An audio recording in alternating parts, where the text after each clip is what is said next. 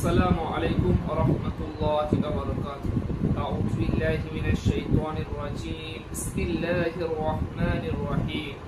আলহামদুলিল্লাহ, সমস্ত প্রশংসা মহান আল্লাহ সুবহানাহু ওয়া তাআলার প্রতি। আজকে আমি আপনাদের সম্মুখে জুম্মার দিন সম্পর্কে কিছু বলবো। জুম্মার দিনের ফজিলত আমরা কম বেশি সকলেই জানি, আমি তবু আপনাদের সম্মুখে কিছু তুলে ধরব।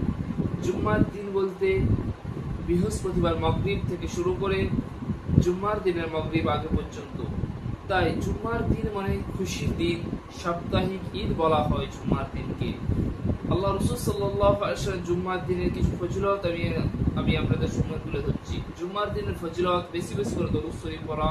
দ্বিতীয় হচ্ছে সূরা কাহাফ। যে ব্যক্তি সূরা কাহাফ জুম্মার দিনে পাঠ করলো, এক জুম্মা থেকে আরেক জুম্মা তার ইমানি নূর বেড়ে যাবে। এবং যে ব্যক্তি সূরা কাহাফের প্রথম 10 আয়াত মুখস্থ করলো, তার দাজ্জালের ফিতনা থেকে বেঁচে যাবে। দাজ্জালের ফিতনা বড় একটা ফিতনা, সেই ফিতনা থেকে বেঁচে যাবে। তাই আমরা চেষ্টা করব সূরা কাহাফের প্রথম 10 আয়াত মুখস্থ করা। এবং জুম্মার দিনে ফজরের নামাজ জামাতের সহিত পড়া, এবং জুম্মার আগে নামাজ পড়ার আগে উত্তম রূপে গোসল করা, এবং জুম্মায় মসজিদে যে আমরা অনেকে গল্প করি, কিন্তু গল্প না করে দরুদ শরীফ পড়া এবং চুপচাপ ইমামের কথা এবং খুতবা শোনা এবং নামাজ আদায় করা।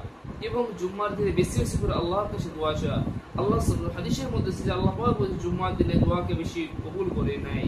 তাই আমরা বেশি বেশি করে জুম্মার দিনে গল্প গুজব না করে বেশি বেশি করে দরুদ শরীফের আমল করব ইনশাআল্লাহ। ওয়া আখিরি দাওয়ানা ইন্নাল হামদুলিল্লাহ।